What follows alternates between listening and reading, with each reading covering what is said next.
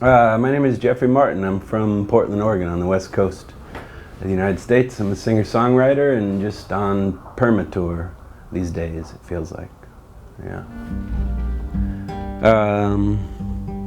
This is a song called Poor Man. And I bet it's different.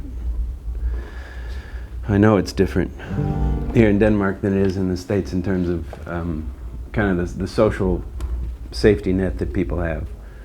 But back home,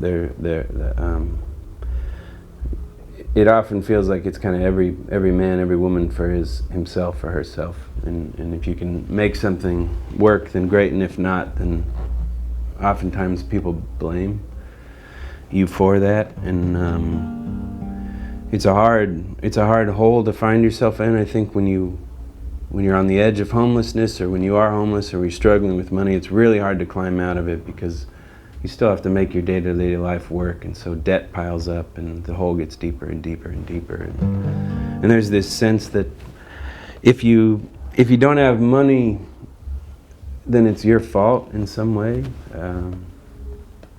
And conversely, I think there's this kind of idea that if you do have money, then we assume you've done something right along the way. But that's so rarely the case. Often people with a lot of money in the States maybe were born into that situation and they never had to consider how their lives could have been otherwise. And so this is just a song about a young couple who are struggling with money and trying to feel whole and proud of who they are despite that.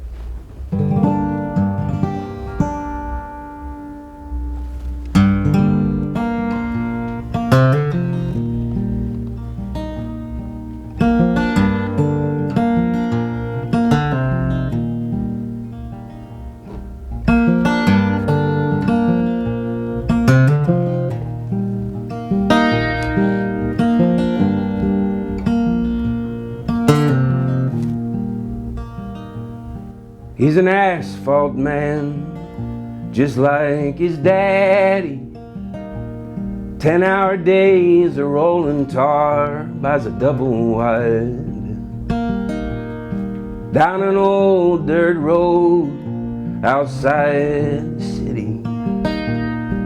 On the edge of a muddy creek in the county line. Oh, Maggie, keep an eye on the water line. The car won't start and the money never comes in on time. Oh, Maggie, keep an eye on the water line. I feel it moving.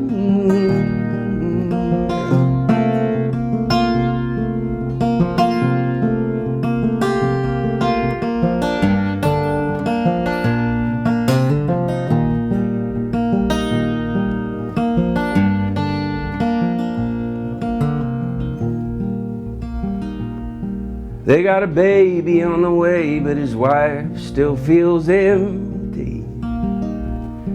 Says it's hard to feel pretty when they're always counting dimes. He sits up nights in the kitchen in the dark when it's raining, and he can't sleep for the sound pounding in his mind. Oh, Maggie, keep an eye on the water line. The car won't start and the money never comes in on time. Oh, Maggie, keep an eye on the water line. I feel it moving.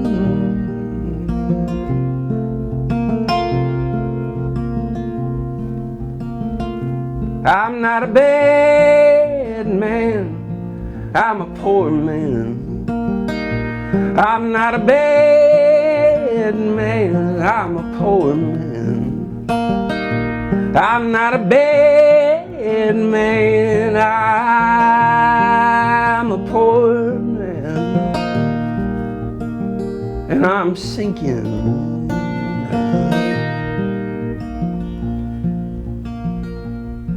I'm not a bad man, No, I'm a poor man. I'm not a bad man. I'm a poor man. I'm not a bad man.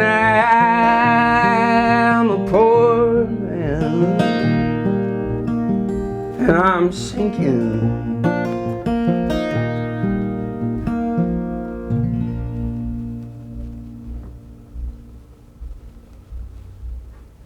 I don't know how I became a singer-songwriter.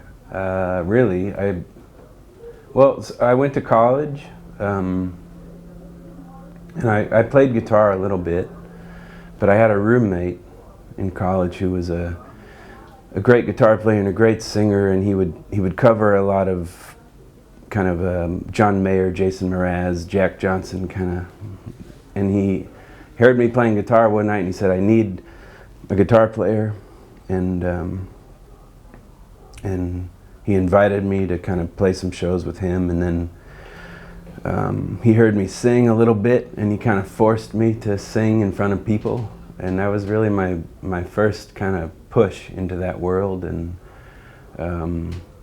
yeah, I credit him a lot for kind of pushing me out of my comfort zone, and then through that process I kind of started writing my own songs very quietly in hidden stairwells and things, and then just started playing open mics and bars and stuff where people would have me, and it's been a very slow, gradual growth, but I don't think I could have handled it any other way. It's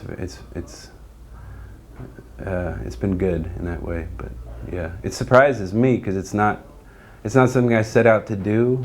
It didn't occur to me until pretty late that it's something I could do even for a living.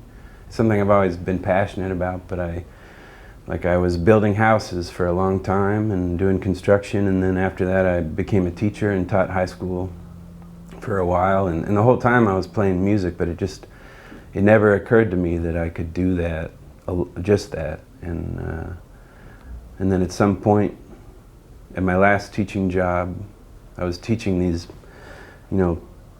17, 18-year-old high school students that were getting ready to enter the real world. And I just heard myself talking to them in front of the classroom every day, trying to inspire them to just don't worry about what they need to be or what their parents need them to be or whatever. Just go do what they think they're good at. And after hearing myself say that enough times, I was like, okay, I need to go do this thing. And so I stopped teaching in like 2015, and I've just been on the road since then, and it's been good.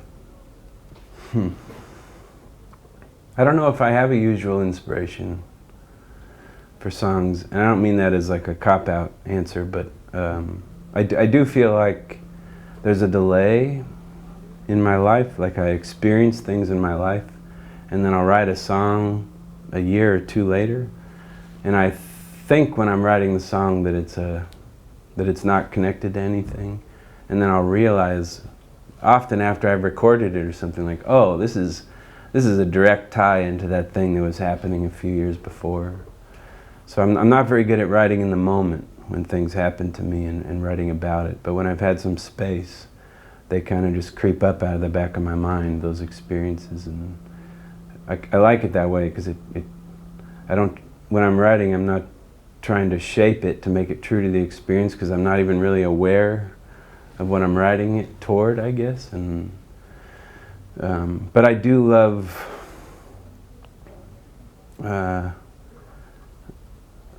stories of people who are maybe misunderstood, or maybe there's not a lot of empathy for their experience at the surface level, and then if you can paint a character in a way that's complicated enough, then you can find empathy kind of for anybody, and that's my favorite thing in a song.